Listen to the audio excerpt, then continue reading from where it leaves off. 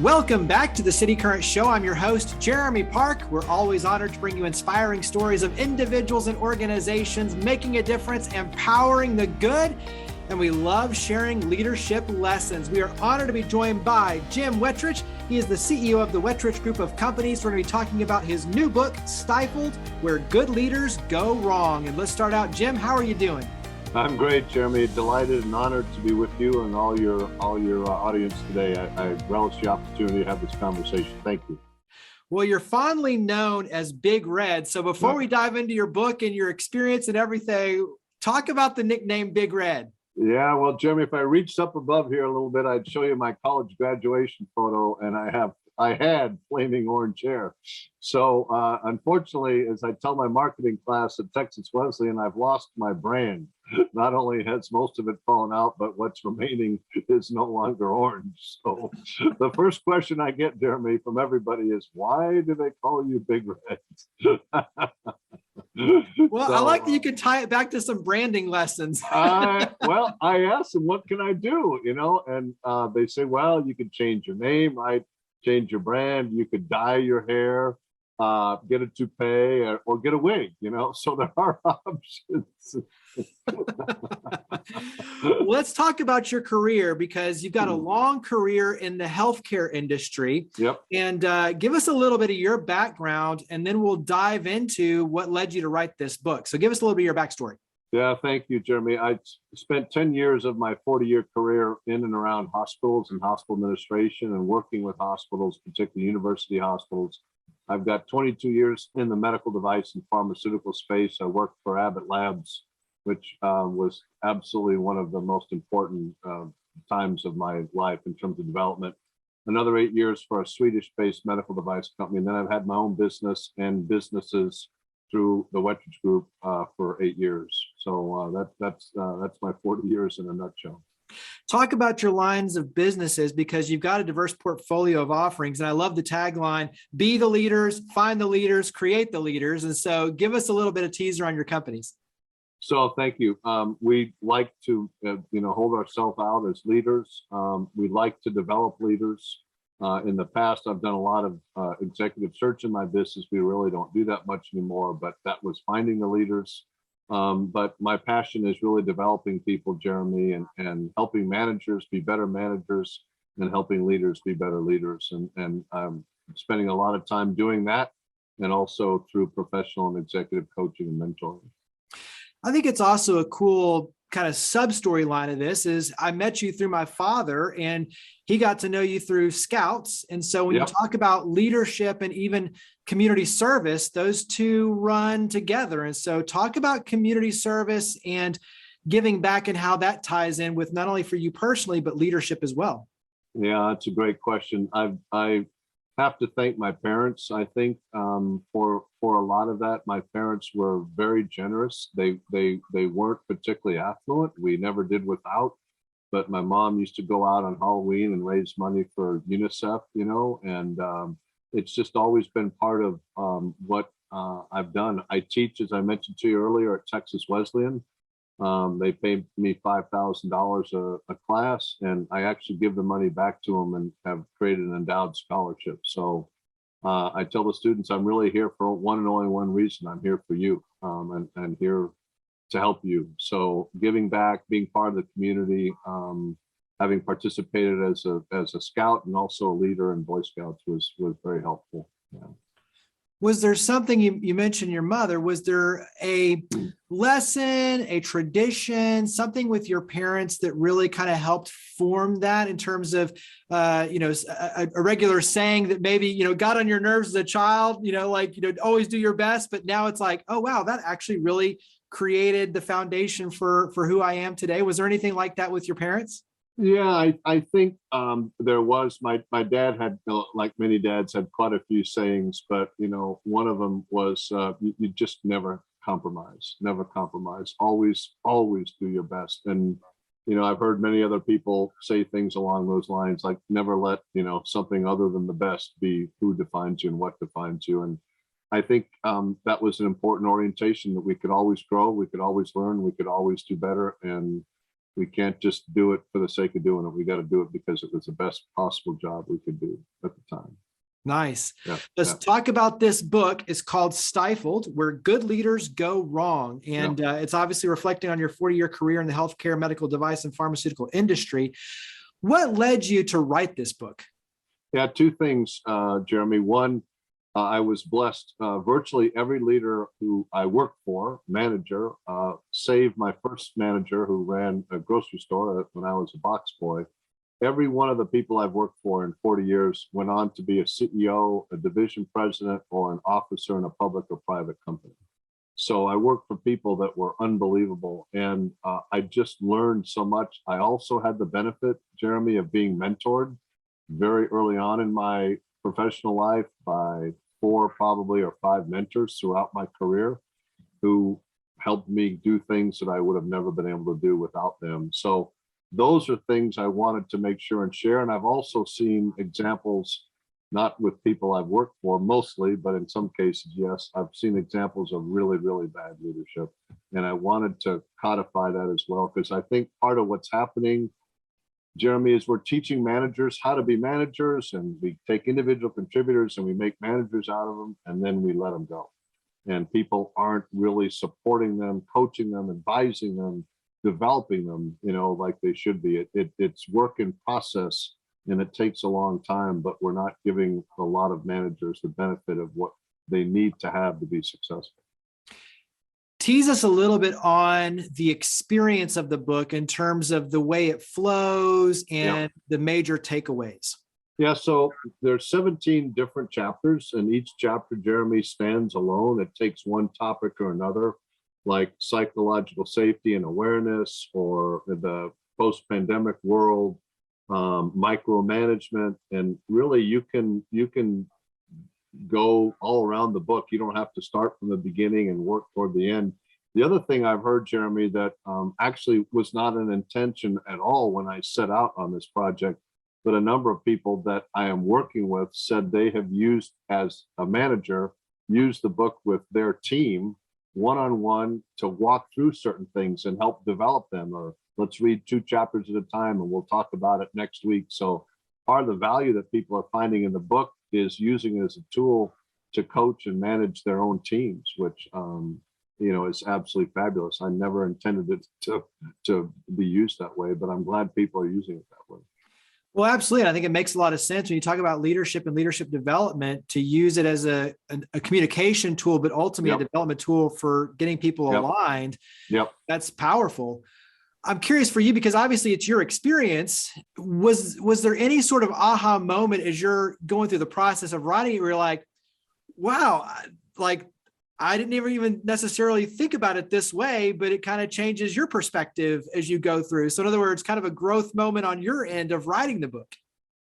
I think what it required me to do is look at what's really been going on very recently, right? To really think a lot about the impact on companies with the pandemic and what post-pandemic looks like. It also has made me do a lot of research because I wanted to make sure I had current data, current information from Gallup, from McKinsey, from other organizations. So I spent a lot of time doing research.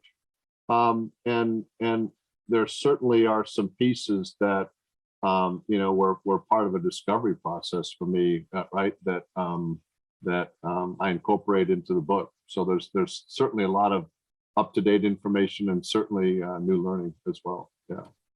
What do you view as some of the major challenges? And obviously there's many when you talk about post-pandemic, coming out of the pandemic, and you look at the shift from in-person to then virtual and remote workers and having to manage through that. And then now it's kind of a hybrid. And so I think there's a lot of challenges when you talk about leadership and managing people in an environment where it's not now just in person and you have the physical proximity. Now there's a lot of, how do I do this where people are, literally can be around the world and manage from an accountability standpoint, a culture standpoint, engagement standpoint.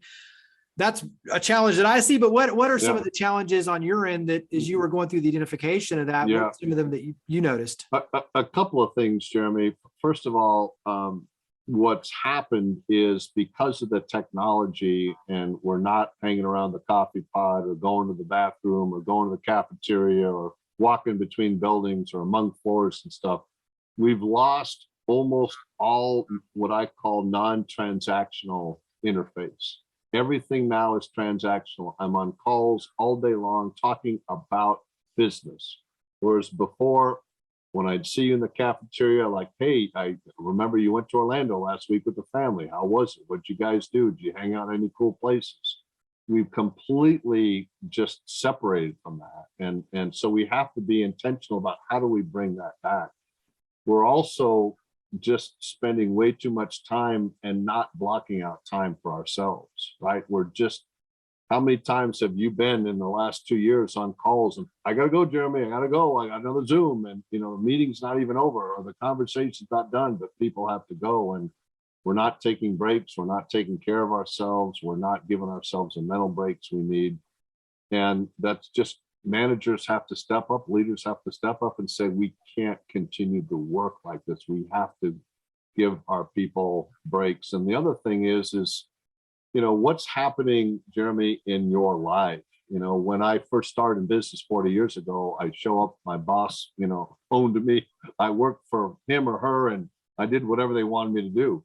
And they didn't care what was going on at home. And now it's a different world. There is so much stress and there's so much difficulty. How I show up to work is not just how Jim Wetrich wants to show up to work, but what's going on in my life. And to have that understanding as a manager and a leader, what's impacting me is really, really, really important. And I think the last thing, and I talk to my coaching clients about this, we're using technology, but we're not using it necessarily properly. I got to go to Slack. I got to go to Teams. I got to go to Outlook. I got to go to WhatsApp. I got to go to my voicemail. I got to go to my phone voicemail. I got to go to wherever.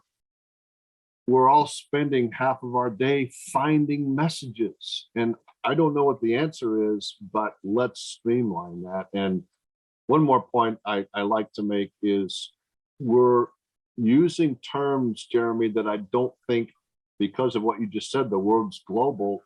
If you and I talk about diversity, and as a company, let's say we believe in diversity, as we should, what that means to somebody in India or South Africa or Hong Kong or the Czech Republic may not mean the same thing it means to us. And my point is, I'm not going to define that for you, but let's create a glossary so that when we as a company, a global company, talk about these things, we have a definition of what that means and why it's important. Let's carry this forward, because I like the streamlining technology, the glossary. Let's carry this forward to a few more tips.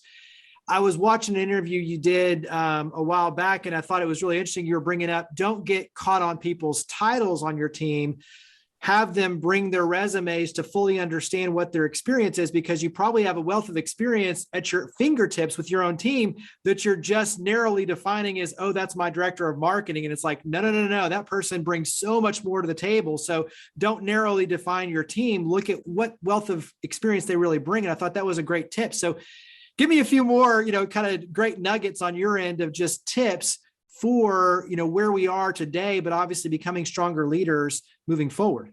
Yeah, that's one of my favorites. And the other thing I do is, particularly when new managers come in and take over a team, if it's possible, if the company permits it, I ask or suggest that the managers and leaders, much like the CVs and the resumes, ask for past performance reviews, not so much to see how the person has been performing, but what's been the development plan? Where has the focus of development for that person been in the past? And how has she or he made progress so far? Clearly, Jeremy, the most important thing we can do as a manager and leader is develop and grow our people. And it's particularly true for the younger generations. They want to develop, they want to contribute, they want to grow. Well, I have to help you do that. And the challenge with a lot of small companies is I don't necessarily have the resources or the people to do it. When I was at Abbott Laboratories, we had legions of people that develop people. Well, at the little company I worked for, the Swedish-based company, our sales were maybe 400 million in the US.